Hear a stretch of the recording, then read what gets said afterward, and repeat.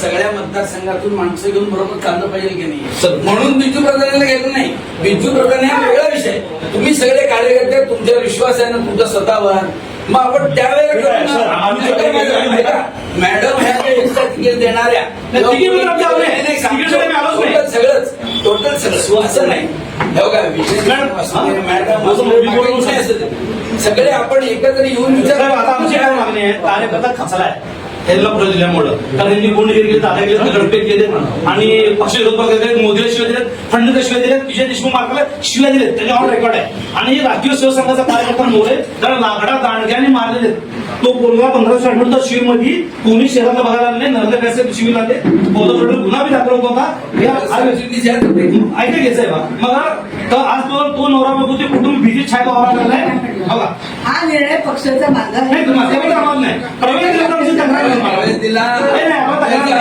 तिकीटाचा विषय नाही आहे. त्या कुटुंबाला भेट देऊन त्या कुटुंबाला दिलासा द्यावा असं आमची मागणी आहे.